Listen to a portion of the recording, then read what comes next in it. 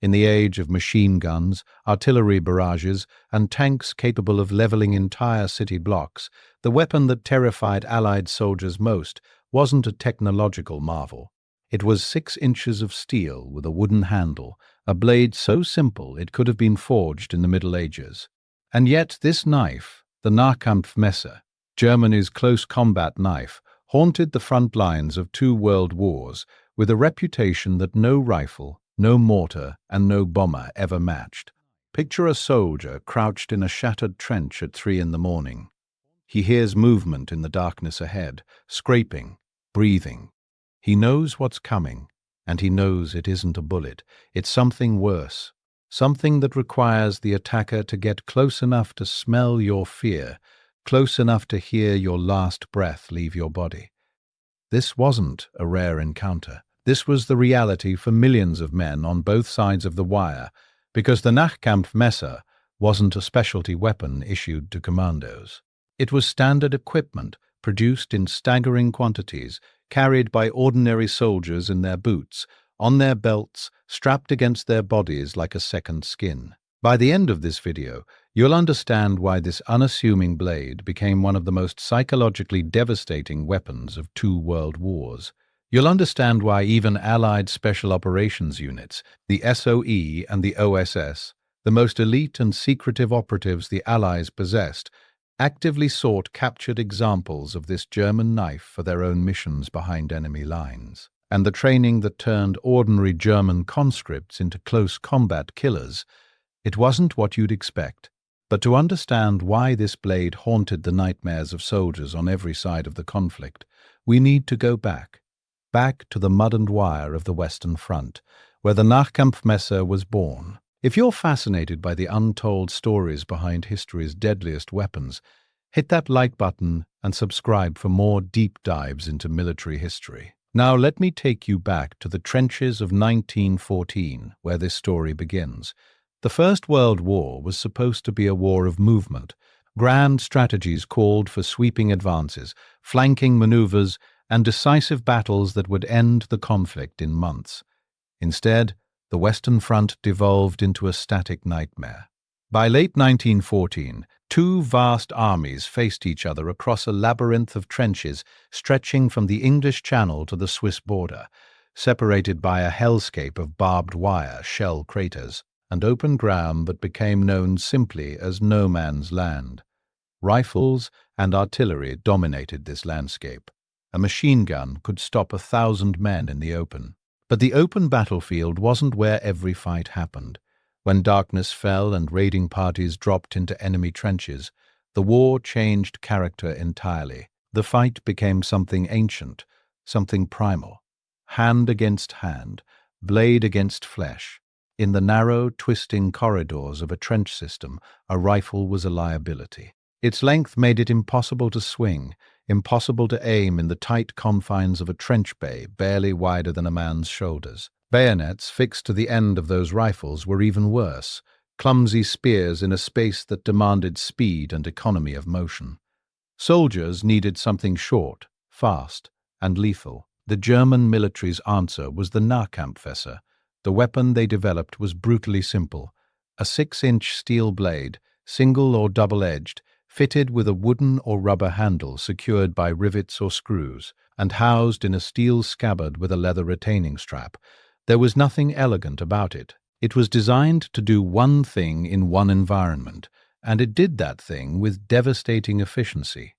But here's where the story takes an unexpected turn. When the armistice silenced the guns in November 1918, Europe was flooded with surplus military equipment. Warehouses overflowed, black markets thrived, and millions of these knives didn't disappear. They flooded civilian markets, were kept as souvenirs, were tucked into attics and footlockers and forgotten drawers across the continent. They were stockpiled by governments uncertain of what the future held. And when war returned in 1939, the Nahkampfmesser didn't need to be reinvented. It was already everywhere. The surplus from the First War meant that even before official production lines began stamping out new blades, German soldiers had access to proven close combat weapons that had already tasted trench warfare. The knife had a 20-year head start on the Second War. Now consider the men who would carry this weapon. They were not, for the most part, elite commandos or hardened veterans. They were conscripts, factory workers from the Ruhr, farmers from Bavaria, students pulled from universities and handed uniforms, ordinary men trained in extraordinary violence. The Wehrmacht didn't just hand a man a knife, they rebuilt his instincts. That single detail, the transformation of civilians into close combat fighters, is a story unto itself, and we'll get to it shortly. But on the other side of the line, Allied soldiers were learning to dread what these transformed men could do. Reports filtered through British, American, and Soviet units, nighttime raids executed in total silence, sentries who vanished without a sound, fighting positions overrun without a single shot fired. The knife's reputation grew with every whispered account, every intelligence briefing, every letter home that tried and failed to describe what close combat actually felt like. But what exactly made this particular knife, out of all the bladed weapons available to soldiers throughout history, so devastatingly effective?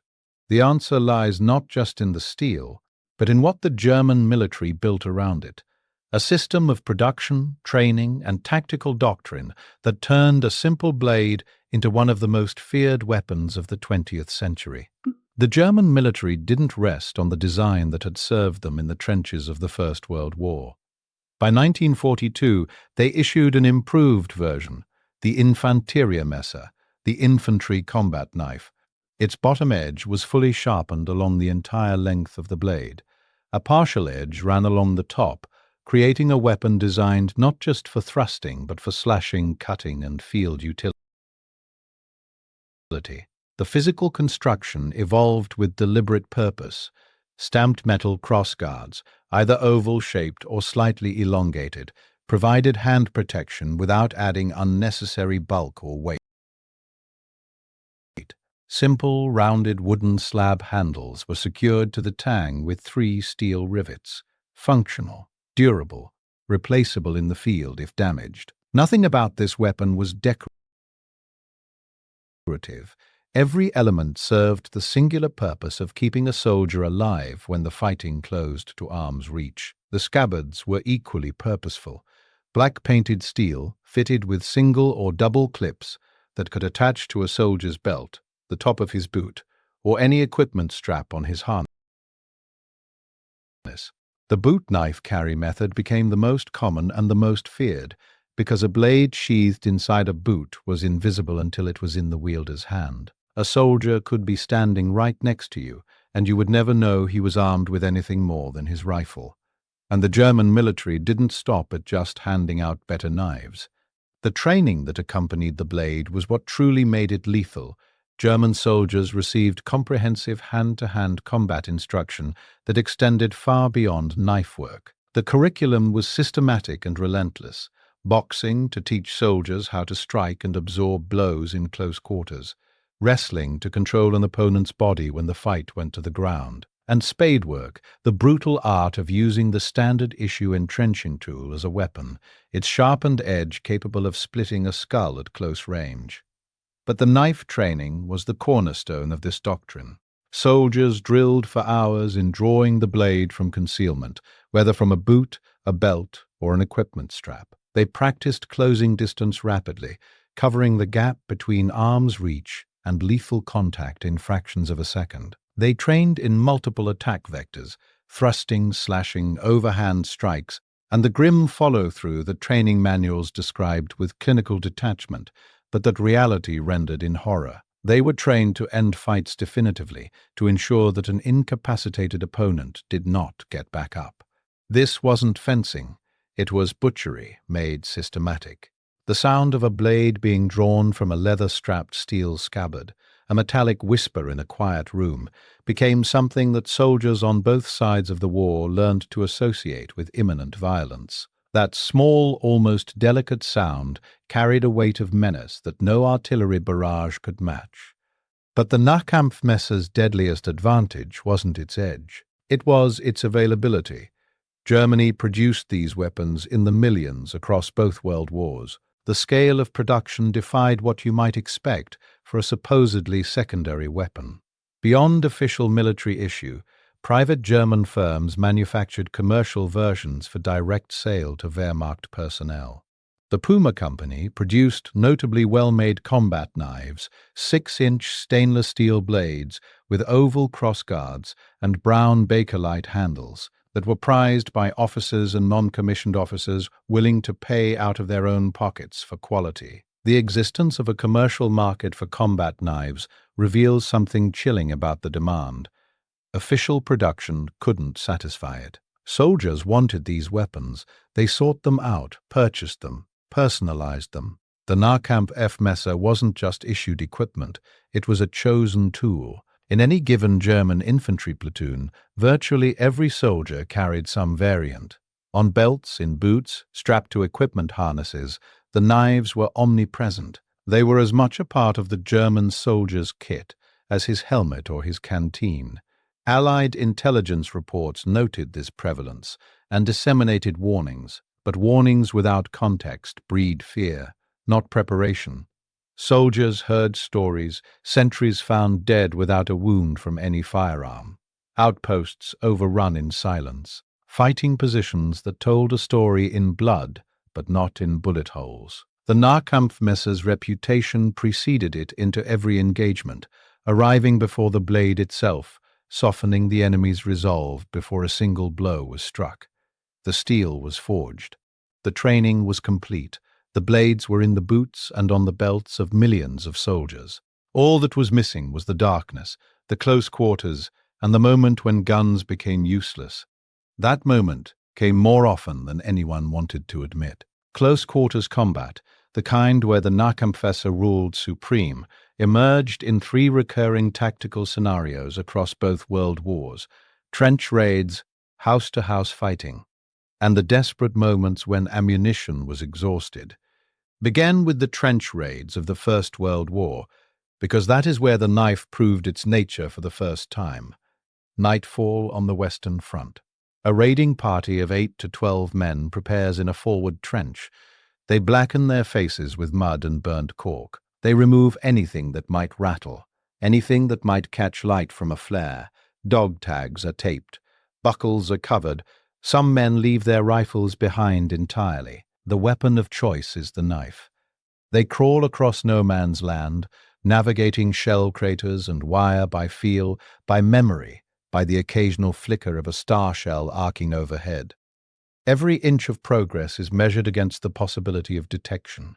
When they reach the enemy parapet and drop silently into the trench, the world contracts to the width of a man's shoulders. A rifle is useless here. A grenade would kill everyone in the trench bay, raider and defender alike. The Nahkampfmesser comes out. In these conditions, the fight isn't decided by marksmanship or firepower. It's decided by speed, proximity, and nerve. The entire engagement lasts minutes. Now fast forward 20 years and the nightmare gets worse. The trenches of the Western Front gave way to a new kind of close-quarters hell, urban combat. Stalingrad, Monte Cassino, the hedgerow country of Normandy, the shattered cities of the Eastern Front where every building was a fortress and every room was an ambush. The tactical problem was the same as the trench, but magnified into 3 dimensions. Rooms above, rooms below, rooms on every side. Every staircase was a killing ground. Every corner concealed the possibility of a fight at arm's length. The improved blade, issued in 1942, was on every hip and in every boot, and the training drilled into them for months made its deployment automatic. And then there was the third scenario, the one no soldier wanted to contemplate, but every soldier feared. A protracted firefight, ammunition burning through magazines faster than expected. The rifle clicks empty. The sidearm, if a soldier even carries one, runs dry. The enemy is still advancing. This is the gap between armed and dead, and it is the gap the Nahkampfmesser was engineered to fill. From the Allied perspective, the most unnerving revelation was that the German opposite you wasn't retreating when his ammunition ran out. He was closing distance. He wanted to get closer. His hand was already moving toward the blade, the motion fluid, rehearsed, instinctive. No magazine to reload, no mechanism to jam, no safety to disengage. Where simplicity was king, the knife reigned supreme. But the Nahkampfmesser had one more tactical advantage that made it uniquely terrifying, and it had nothing to do with combat at all. The knife's small, thin profile made it virtually impossible to detect when concealed. A soldier could be searched, stripped of his rifle and sidearm, and still be lethally armed.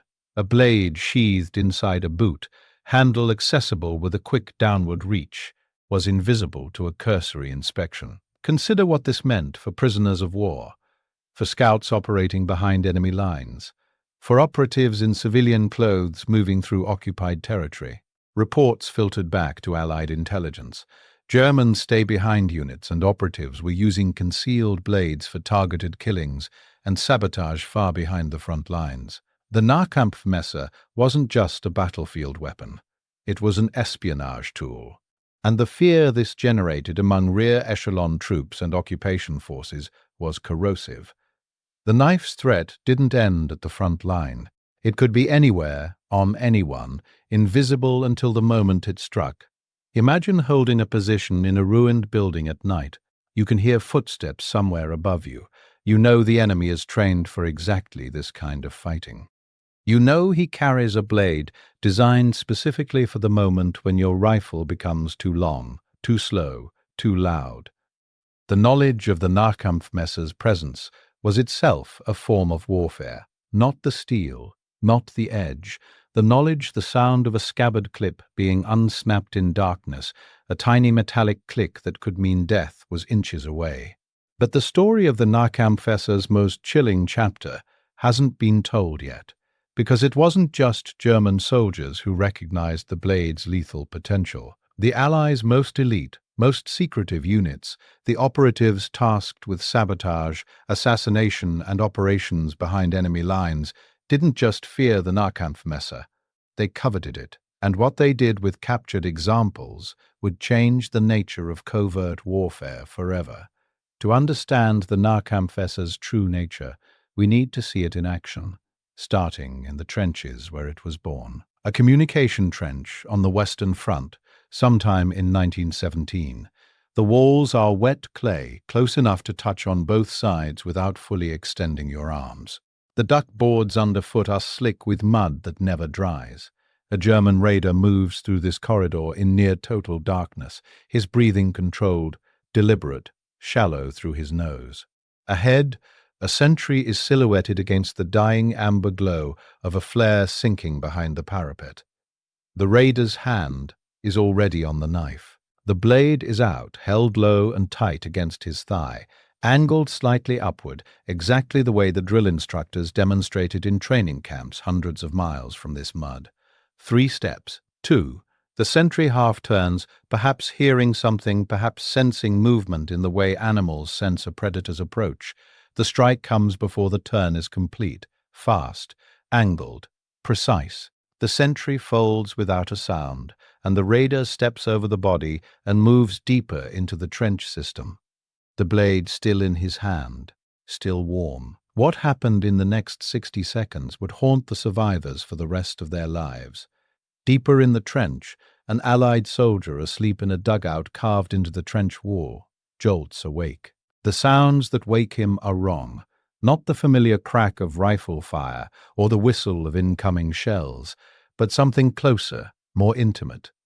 Scuffling, a muffled cry that cuts short, the clatter of a tin cup knocked from the fire step. He reaches for his rifle propped against the dugout wall. His hands find it in the dark. He swings the muzzle toward the entrance of the dugout. The trench bay is too narrow. The barrel catches on the timber frame. He can't bring the weapon to bear. A shape fills the entrance, blocking what little light exists. 6 inches of steel catch the distant flicker of a flare still burning somewhere down the line. Bodies collide in the confined space. The impossibility of firearms in this environment becomes absolute. The fight is reduced to its most primitive elements: weight, leverage, desperation, and a blade that was designed for exactly this moment. The raid lasts 4 minutes. When the German party withdraws back across no man's land, they leave behind 3 dead, 2 wounded, and a terror that spreads through the entire trench line by morning. The smell of wet clay and cordite hangs in the air. Wooden knife handles, slick with moisture, are wiped clean. Controlled breathing returns to normal. Trench raids like this occurred hundreds of times across the Western Front. Each one reinforced the Nahkampfmesser's reputation. Each one added another layer to the legend. Each one reminded every soldier on both sides that the most advanced war in human history could at any moment revert to something medieval. 25 years later, the trenches were gone. But the close-quarters nightmare had only gotten worse. In the ruins of a city on the Eastern Front, 1943, a German soldier moves through a bombed-out apartment building. The floors are cratered. Walls have collapsed into piles of brick and plaster.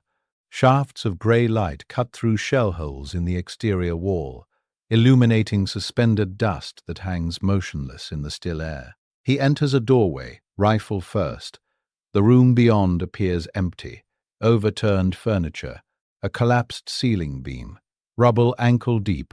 A shape moves behind an overturned table, less than 3 meters away. There is no time to aim. The rifle is too long to swing in this space. His hand drops to the knife on his belt. The motion is automatic, the product of months of repetition, muscle memory overriding conscious thought. The blade comes free. The distance closes. The fight is over in seconds. Silence follows, a silence heavier than any explosion, settling over the room like dust after a collapse. Plaster dust drifts through the light. Somewhere in the building, a metallic scrape echoes, a blade drawn across concrete, and then nothing.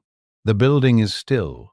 From the other side of that wall, the defending soldier's experience is pure dread. Holding a position in a ruin, hearing footsteps on the floor above, knowing that the enemy approaching has been trained specifically for this environment. The exact scenarios every soldier dreaded were unfolding in real time. German close combat doctrine emphasized not just the initial engagement, but the follow-through, multiple attack vectors, thrusting and slashing combined, and the finishing strike, the deliberate, trained action of ensuring that an incapacitated opponent did not rise again. The rooms told their stories afterward.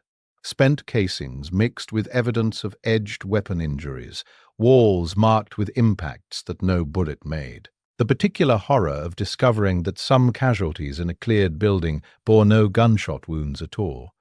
What followed in those rooms was not a battle, but an intimate reckoning. But the knife's most devastating role in World War II wasn't on the front line at all. The SOE, Britain's Special Operations Executive, and the OSS, the American Office of Strategic Services, didn't merely study captured Nahkampfmesser examples. They acquired them in quantity, tested them against their own equipment, and issued them to operatives deploying behind enemy lines. The blade's qualities made it uniquely suited to clandestine work, compact enough to conceal, the blade hidden in a boot or beneath clothing, silent in deployment, robust enough to function without maintenance in field conditions, and devastatingly simple to use. These agencies had their own fighting knives. The British had the Fairbairn Sykes, a stiletto designed specifically for commando operations. The Americans had the Ka bar, a rugged all-purpose combat knife. Both were excellent weapons, but the Nahkampfmesser offered something neither of those blades could provide: anonymity. A covert operative carrying a German knife behind German lines left no Allied fingerprint on a kill. The weapon was deniable. It was untraceable. It belonged to the environment. The knife told no tale. The weapon designed to kill Allied soldiers was now being used by Allied soldiers against the very army that made it. Picture a nighttime insertion into occupied France. An operative drops from a low-flying aircraft, parachute deploying in darkness. As he descends, he feels the weight of a concealed knife against his ankle. a constant, reassuring pressure that means he is never truly unarmed regardless of what happens on the ground. He carries no identification, no Allied-issued equipment, no documents that connect him to London or Washington. The Nahkampfmesser in his boot is indistinguishable from any German soldier's standard kit. If he is captured, the knife tells investigators nothing. If he is not captured, the knife does its work and disappears back into concealment. This was the blade that transcended sides. Not a German weapon, not an Allied weapon. A close combat weapon, and anyone who understood close combat wanted one in their hand, and that fear didn't stay on the battlefield. The Nahkampfmesser's psychological impact radiated outward from the front lines like a shockwave, reaching soldiers and personnel who would never engage in close combat themselves. Reports of knife kills spread through Allied units with a velocity that no official communique could match. Intelligence briefings mentioned the prevalence of German close combat blades. Soldiers on guard duty at night knew that a raid could materialize from the darkness at any moment, and that the attackers would be armed with weapons designed for silent killing. The knife's reputation grew beyond its actual lethality, becoming a symbol of the worst-case scenario in every soldier's imagination, the fight where your gun cannot save you. Think about what that means for the psychological architecture of modern warfare. Firearms create distance between killer and killed. Artillery is impersonal. Even a bayonet charge carries the momentum and anonymity of a group. But a knife fight is solitary, intimate, and silent, close enough to hear him breathe, close enough to feel him die. The Nahkampfmesser represented the complete collapse of the technological buffer that modern soldiers relied upon for psychological protection. To face the knife was to face combat stripped of every comfort, every abstraction, every layer of distance that made industrial warfare psychologically survivable. The most primitive weapon on the battlefield generated disproportionate terror precisely because it was primitive. In an age of mechanized killing, the personal nature of knife combat was uniquely horrifying. Reports of German stay-behind units armed with concealed blades created anxiety far from the front lines. Military police conducted searches for hidden weapons. Rear echelon personnel, supply clerks, drivers, and communications operators who had never heard a shot fired in anger looked over their shoulders in occupied territory, aware that the threat could be anywhere, on anyone, invisible until it struck.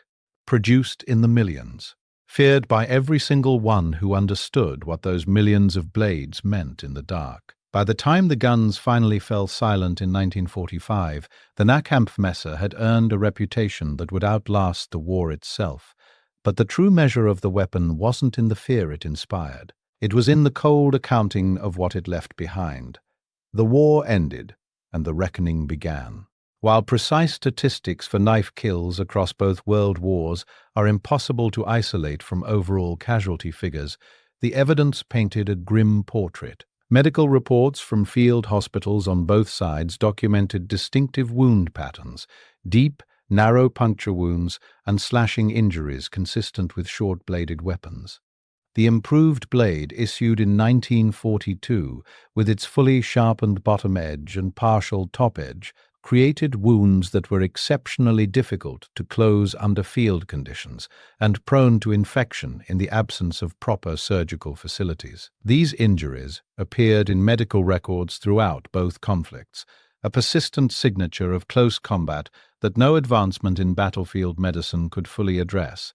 The scale implied by the production numbers told its own story.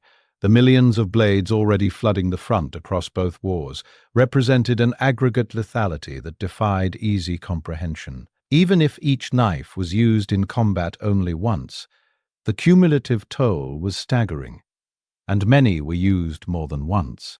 The same blade that served in a trench raid in 1917 might have been carried again in 1942. One of the surplus blades that had never left Europe after the First War, passed from father to son, or pulled from a warehouse shelf and reissued. Thousands of Nahkampfmesser were taken as war trophies by Allied soldiers, a tradition that itself spoke volumes about the blade's reputation. Soldiers kept the weapons of enemies they respected or feared. The Nahkampfmesser was both. An Allied veteran returns home. In his kit bag, wrapped in a cloth, is a captured Nahkampfmesser. He puts it in a drawer. He doesn't show it to his family. He doesn't display it on a shelf. The knife represents something he cannot articulate to anyone who wasn't there, the closest, most personal violence he experienced in the war. Not a trophy, a reminder of how thin the line was between the weapon's previous owner and himself, of how quickly the distance between civilized soldier and something older, something more primal, could collapse to nothing.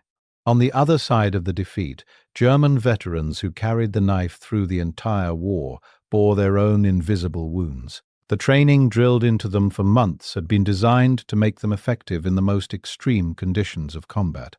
It succeeded, but the intimacy of knife combat, the proximity, the physical contact with another human being in the act of killing, the sounds that no one who has heard them can adequately describe, created a particular species of trauma distinct from the shell shock of artillery or the terror of aerial bombardment. The knife required its wielder to be present, fully and unavoidably present, for every moment of the act.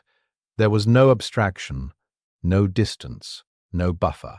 And in the occupied territories, civilians had encountered the Nahkampfmesser not as a battlefield weapon, but as an instrument of control. In occupied France, Poland, and the Soviet Union, the visible knife on a German soldier's belt or protruding from his boot top was a constant, wordless reminder of the occupier's capacity for violence. For these civilians, the blade represented not combat but dominion, the implicit threat that kept populations compliant without a word being spoken. The knife didn't need to be drawn to serve its purpose. Its presence was sufficient. The Nahkampfmesser's story entered the historical record through post-war accounts, memoirs, and military analyses that documented the knife's role with increasing detail as decades passed. Collectors and historians preserved surviving examples. The weapon appeared in military museums alongside the rifles, artillery pieces, and armored vehicles that dominated the narrative of both wars. A small, quiet exhibit in a glass case that told a fundamentally different kind of story. Military training manuals from the post-war period studied German close combat doctrine with professional respect, and even the Allies' own elite units had recognized its value long before the war ended. Elements of that doctrine influenced combat knife design and close-quarters combat training across Western militaries for decades to come. The Nahkampfmesser had done what no machine gun, no tank, and no bomber could claim. It had made modern warfare feel ancient. It had stripped away the distance, the technology, and the abstraction, and forced soldiers to confront killing at its most fundamental level. And that, more than any casualty figure, more than any intelligence report, is why the blade endured in memory long after the wars that birthed it had ended. The Nahkampfmesser's influence on post-war military thinking was immediate and lasting.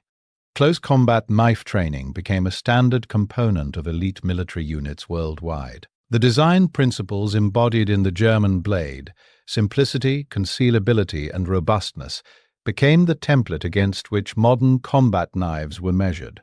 The United States military's adoption of various fighting knives during the Korean and Vietnam Wars bore the unmistakable influence of lessons learned from German close combat doctrine. The philosophy that a soldier is never truly unarmed if he carries a blade, and that training in its use must be as rigorous and systematic as marksmanship training, became orthodoxy in special operations communities around the world.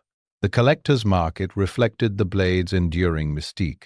Original Nahkampfmesser and Infanteriemesser examples became prized acquisitions for military collectors and historians. The commercial blades that Wehrmacht soldiers had purchased with their own money, particularly the Puma Company versions, commanded premium prices at auction, valued not just for their craftsmanship, but for the story they represented.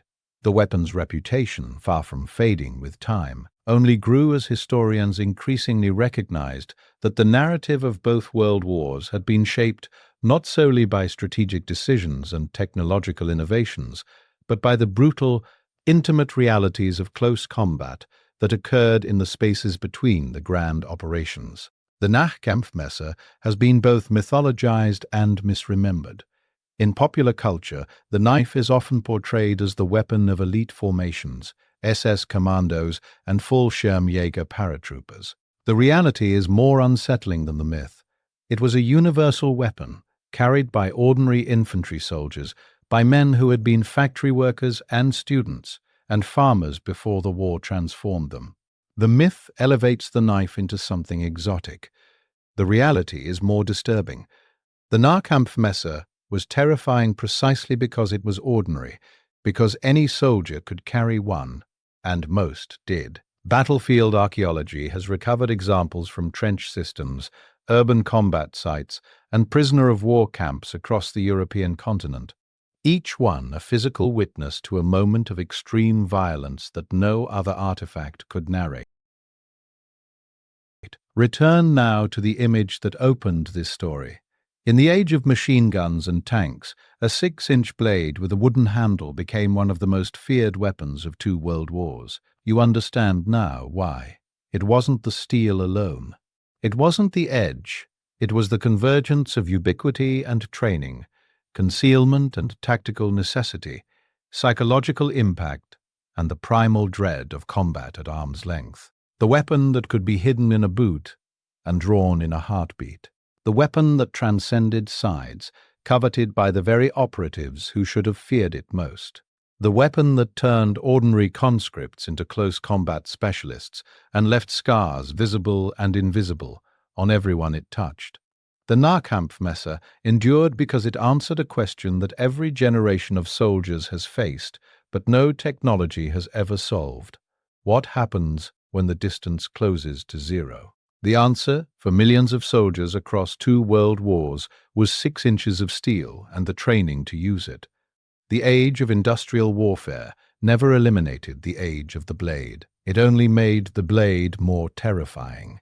History's most advanced armies brought back to the Stone Age, 1 room, 1 trench, 1 heartbeat at a time. If this story gave you a new perspective on the hidden realities of warfare, consider subscribing for more deep dives into military history. There are weapons, battles, and untold stories that most people never hear about, and this channel is where they come to life.